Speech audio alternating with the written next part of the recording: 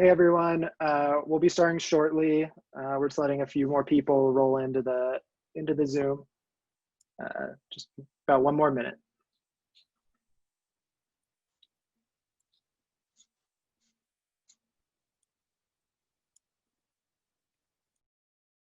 All right, Linda, do you want to start us off? Yes.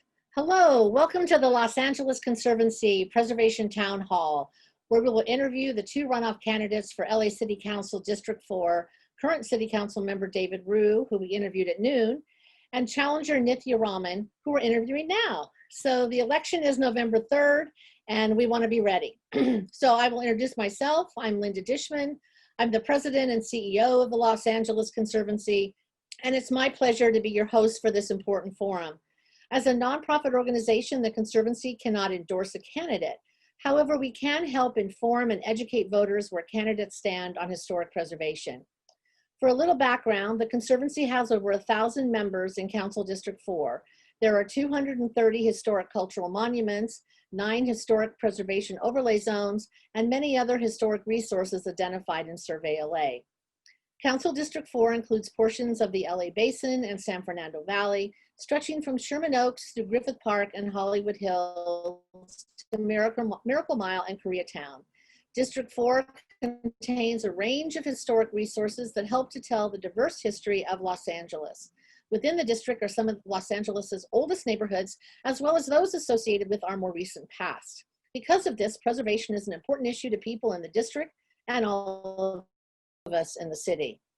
With suggestions from our members and supporters, we've compiled questions to help you understand each candidate's position on historic preservation. We want to discover, do they believe historic preservation is important to building community? Will historic preservation be a priority in their land use decisions? And should the city be doing more to further preservation? This year, we're using Zoom to bring our interviews live for the first time to our members, supporters, and the public. Today's interviews are being recorded and will be posted on our website for everyone to access. And now a word to the candidates. This is not a debate. We ask you to stay focused on you and your views on historic preservation. This is your opportunity to tell an engaged audience, many of whom are voters in this district, what role historic preservation will play in your district and throughout the city. You both will be asked the same questions. Thank you so much. Thank you for having me. Council District 4 contains a diverse range of culturally and architecturally significant historic places. What priority will you place on recognizing and protecting these resources in your council district? Yeah, I mean, I think preserving history, the history of Los Angeles, I do think it's an incredibly important goal for the city of Los Angeles. I think so much of what makes LA unique are its older buildings. Feels, I think oftentimes when you walk around Los Angeles, there's a human scale to its neighborhoods, which feels really lovely. And I think even as we are pushing to address some of LA's biggest challenges, I do think that we have the opportunity to really also to think about how we can work on putting goals of building more affordable housing, which is like the biggest need that we have in Los Angeles, but put those very much in line with thinking through how we think about LA's neighborhoods and how they feel for the people who live in them, how they feel for people who are walking through them, how they feel for people who are driving through them. I was just saying before we came online that one of the things I was really excited about was that someone sent me this great report that you did from the LA Conservancy this morning. And I was so excited to read it because this was a report. What did you say the name of the report was? Preservation Positive. Preservation Positive, exactly. And I was really excited to read the report because I feel like in so many ways, some of the things that I've been talking about through my campaign. So I came into this campaign because I really care about homelessness. I care about our housing crisis that's pushing people out of LA, pushing people onto the streets of LA. And I feel like there has sometimes been a tension between some of the goals of the affordable housing movement or housing construction movement in general, and thinking through how we preserve the character of neighborhoods in Los Angeles. And I think for me, as someone who came into this, I always thought about thinking about keeping people housed in Los Angeles, preventing displacement, as having two parts. One is to keep people housed who are already in their homes. And another was to really think about how we build more affordable, deeply affordable housing. We have been building in Los Angeles, but that's not the kind of building that we've been doing. We haven't been building very, very many affordable units. We need to be building a lot more.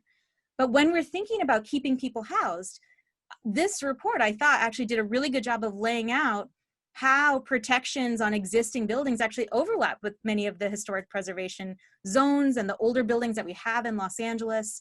And I was really excited reading it because it felt to me that what I had always felt when I was thinking about these issues, that there isn't as much of a conflict, that I think if we have a shared vision of what we need for LA going forward, what are our most urgent needs, that we can address both our need for historic preservation, for kind of keeping neighborhoods that feel beautiful for pedestrians and connect to LA's past, how we can work on those goals while still addressing our broader goals of supporting tenants, of keeping people housed, and of building more affordable housing. Great, good. So question 2, during COVID-19, there is an increasing risk of losing small and long-time legacy businesses. Last summer, Councilman Price made a motion to study the feasibility of creating a legacy business program in Los Angeles. Do you support this motion and why? And what other strategies for protecting legacy businesses do you think could work in CD4 and LA? Yeah, I think this, if I'm understanding the motion you're referring to correctly, I think this was a motion that was referring to San Francisco's, San Francisco has a similar program, kind of a preserving legacy business program. And I think that's a really good model for how we think about how we preserve legacy businesses. In many ways, actually, San Francisco has done a good job in addressing some of these issues. Many of the issues that I've been thinking about during COVID, I think in ways that LA has not done as well. And I think we could learn from their example. I think San Francisco's program created a whole registry of these businesses and put a lot of the city's efforts towards supporting them, towards making sure that people knew about them and were going to them, and actually created a fund to make sure that they were supported. And I think that's a really, really great idea, and definitely something that we should be doing here in Los Angeles. One thing I wanted to bring up in thinking through this answer, though, is that I think we could be doing a lot more in Los Angeles to be supporting small businesses in general, and particularly during COVID. I mean, I've seen all kinds of different estimates about how many businesses have closed already during this time, or how many are at risk of closing. Small business owners are concerned that number may be as high as 60 or 70% of small businesses might be closing in response to this. And if you look at kind of who has been most impacted by small business closure as a result of COVID, it is businesses that are owned by people of color. It is businesses that are owned by minority communities, and I think that's something that we need to be really prioritizing as we respond to this. We had a small business relief fund in Los Angeles, and there hasn't been a lot of transparency in how that money has been distributed. Where is it going? Who is getting it? How much of it is going to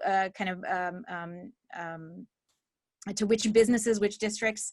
And I think one of the biggest ways in which we can support small businesses here in Los Angeles is in trying to think about how they will deal with their rent. There was a bill about this at the state level which didn't move ahead, which was talking about providing support for small businesses to be able to renegotiate their rents and their leases with their landlords. And I think if the state bill is not moving forward, I think it is time for the city government to see how we can use our powers to make sure that during this emergency period, at least, this doesn't have to be an ongoing power. And I think that puts it in kind of a legally kind of stronger standing, but in thinking through how we can use our power as a city to help businesses renegotiate leases, at least during this emergency period, because I think this is the barrier that so many of them are facing in terms of being able to stay open. And I think these legacy businesses as well must be facing that same challenge. And we've been looking at a lot of other different issues and thinking through how we can support small businesses here, which includes these legacy businesses. One other thing I wanted to address in this answer, which I didn't know, we learned this when we were doing the research for the small business policy. LA has, I think, spends $8 billion a year. The city of Los Angeles spends $8 billion a year in contracts and other kinds of things. And I believe a very small percentage of that, I believe less than a quarter of that, goes to LA-based businesses.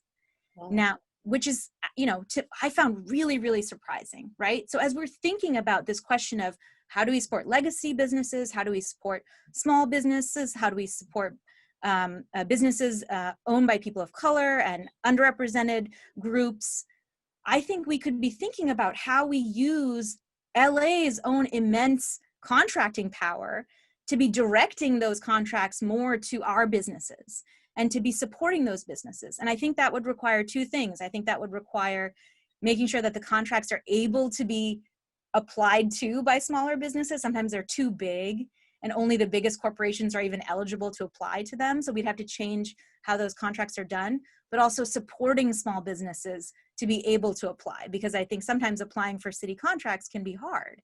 And it's a long and complicated process that requires training, that requires support. But I think if we invest in it, we can make sure that our dollars are actually going to support LA's businesses. And I think that's an incredibly important thing to be striving towards. Great.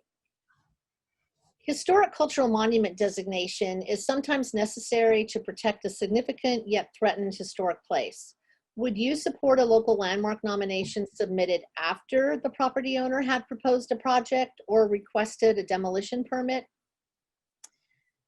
Can you repeat that question again? Sorry, you cut out for the first Sure. part of it. So historic cultural monument designation, that's the local designation, is sometimes necessary to protect a significant yet threatened historic place. Would you support a local landmark nomination submitted after the property owner has proposed a project or requested a demolition permit? I think, yes, I would. Yeah, I would. I think there's a lot of cases, you'd have to tell me more about this, but I imagine that the work around historic preservation is not done in LA, right? So you're still finding buildings, you're still nominating buildings for these statuses.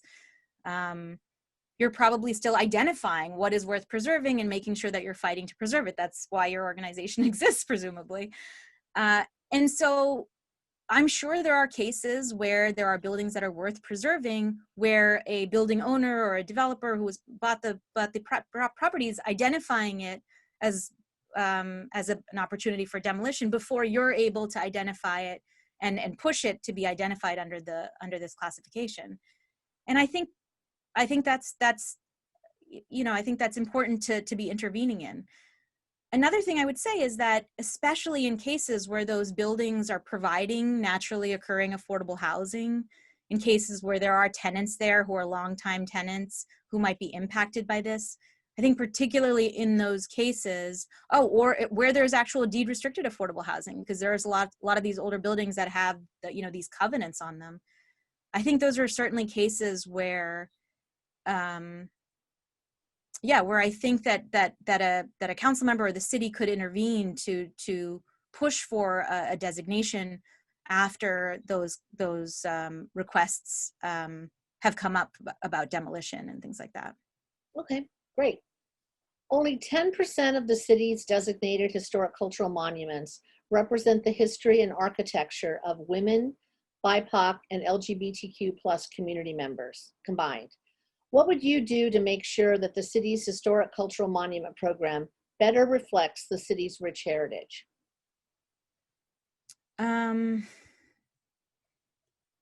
Yeah, I mean, I think this is not a problem that's unique to LA, I imagine. It's a pretty common issue. Yeah, recently I read two things which I think made me think about this issue a lot, or not this specific question, but just kind of the history of LA and who's telling its stories. So at the beginning of the pandemic, we wanted to do some fun activities as part of the campaign. So we started a little book club, and the first book that we read was a book called Stealing Home by Eric Nussbaum. and it was about the demolition of homes to build in Chavez Ravine to make way for Dodger Stadium. It was originally for a public housing complex, and then there was a kind of a switcheroo because of the Red Scare, and then it became Dodger Stadium. And so these 3 neighborhoods were demolished. And I remember we talked to activist groups that had been working in that area to kind of preserve the history of that area as part of the work that we did around the book club. And one thing that that they told us was that they wanted the names of those 3 neighborhoods to be mentioned, not to call it Chavez Ravine, but to call it La Loma, Palo Verde, and I'm forgetting the third, Loma, Palo Verde, and Bishop. And so they really wanted us to remember the names of those neighborhoods as they were before.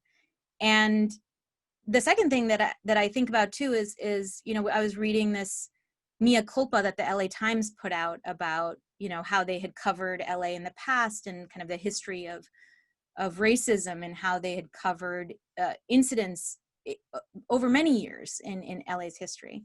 And I think in thinking through how we respond to this question of identifying new historic places or identifying monuments that are important to document women's history, BIPOC history, I think what we could do is what we'd have to do is to start thinking about finding those stories and finding opportunities to hear those stories.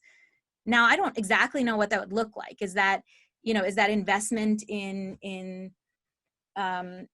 going out to communities and documenting those stories and then unearthing monuments that have here, you know, thus far been hidden? Does that look like, you know, looking at our existing historical entities here and asking them specifically to highlight stories that have been minimized because they haven't addressed them, and then unearthing monuments from there? I don't know what that process looked like, but it strikes me that the first part of addressing this is to think about who has been writing the history of LA, and then to look for alternative histories of LA that can help us identify what those monuments are that we haven't seen before. Who are these individuals that we need to be commemorating who haven't been honored before? But yeah, that's something I would be very excited to do, and excited to think about doing going forward. Good, good. Given the ever increasing land values and development pressures that can often threaten these historic places, how will you work to ensure their protection? To affect which places? Where there's historic buildings. So how would I work to ensure that historic buildings were being preserved in LA, facing developer pressures? Yeah. That's a good question. You know, one of the things that we were talking about in, so we've been looking at kind of how the city can intervene in preserving affordable housing here in LA. And I think one of the things that we saw that, again, where other cities were doing, but that we haven't really done here, is providing either tenants or the city the ability to buy a building if it was up for sale at, you know, at the rates that it was going for on the market. And I think making that available in Los Angeles, I think, would be really an important tool in preserving these buildings, because I think either tenants or the city itself could potentially intervene and step in where there are buildings that have real historical significance, but that are, you know, that are facing these kinds of development pressures. We were thinking about it more in the context of, you know, how do you ensure that people who are living in these buildings have the ability to stay in a home when a developer wants to purchase it and redevelop it, potentially displacing them. But I think it could work in this context as well. Okay, great. The Conservancy recently released Preservation Positive Los Angeles, which you've already mentioned, Yes. a report that examines the benefits of preservation in the context of affordable housing and changing neighborhood dynamics. Mm-hmm. How do you suggest balancing both the city's preservation and affordable housing goals?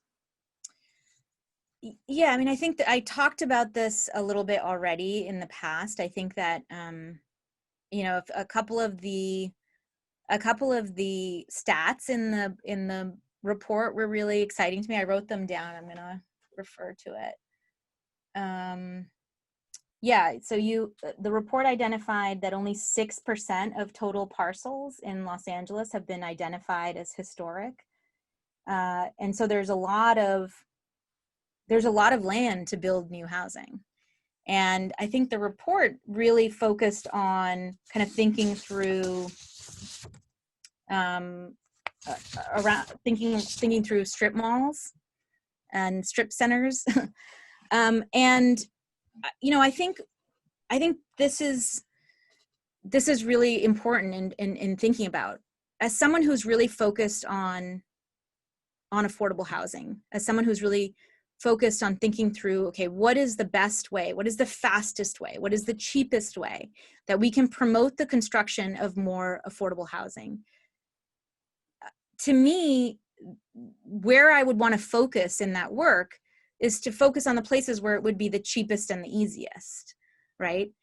And for me right now, looking ahead at Los Angeles post-COVID, it feels like we will have an opportunity to rethink some of our commercial areas, to rethink areas which have so far been used for, you know, for uses that either they may not be used for anymore because businesses are changing how they're operating because of a 2-year period where they're not having people come into offices, or because there are opportunities for different kinds of investment because businesses are shutting down in the face of this extended period of economic devastation.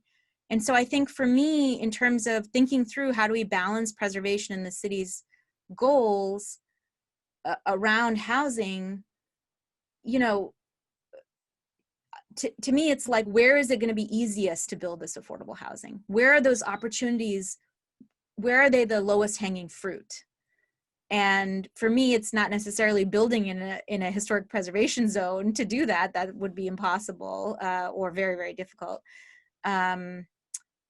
But I think it would be looking at places where you could do that kind of development the fastest and the cheapest and with the least opposition from residents, you know, because I think a big issue here in Los Angeles is that when you start building, there does continue to be opposition from residents in the area.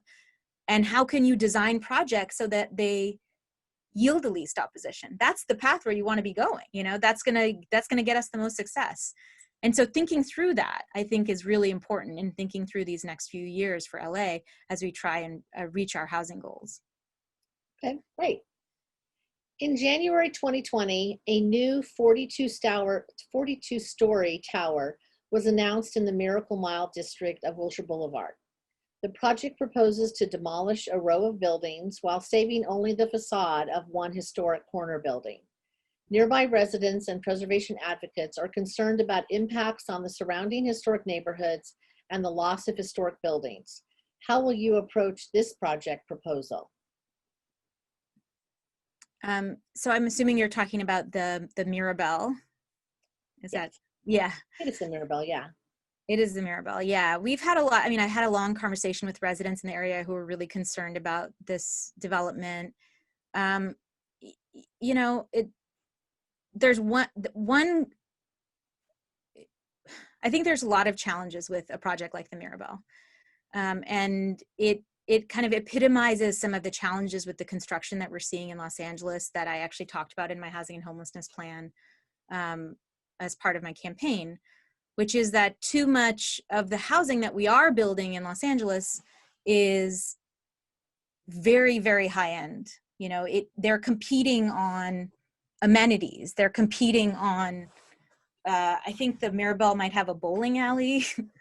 You know, it's not going to be, the units that are being produced there are going to be ultra luxury units. And there are some affordable units in it, but I think that percentage of affordable units right now, I think it's at about 11% of what is being proposed, which to me feels very, very low. So for me, a building like the Mirabelle is not the ideal kind of construction that we want coming up in Los Angeles. I mean, what I would love to see more of is units that are smaller, that units that are going to be naturally cheaper, or units that are 100% affordable, units that are deed restricted affordable, that are really going to be built along these transit corridors in ways that doesn't add to our traffic burden, where people are going to be using public transit who are living there. And again, in a building that is as big, and where the units are as big as the Mirabelle, those are not always necessarily people who are going to be using public transit. They're probably going to be driving, just given the income levels. The question I have with a project like the Mirabelle is, what is the role of the city in intervening, right? Do we have the authority to intervene and stop this kind of construction? I think I would be a very strong advocate in this particular case to push for more affordable housing in that, if it was going to be built. I think I would be pushing to make sure that units in that building are smaller, are really targeting the needs of that area.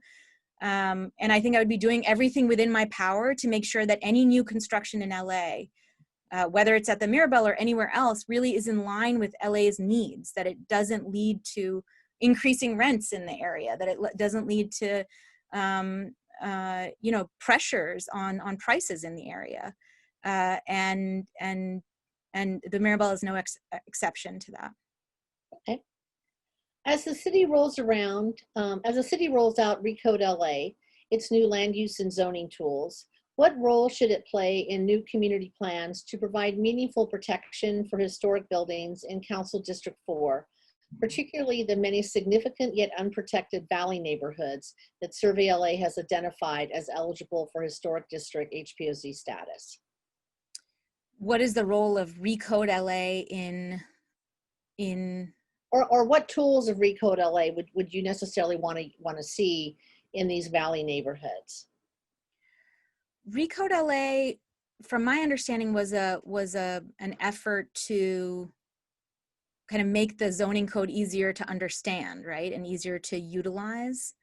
So I'm a little bit confused about how would changing Recode LA,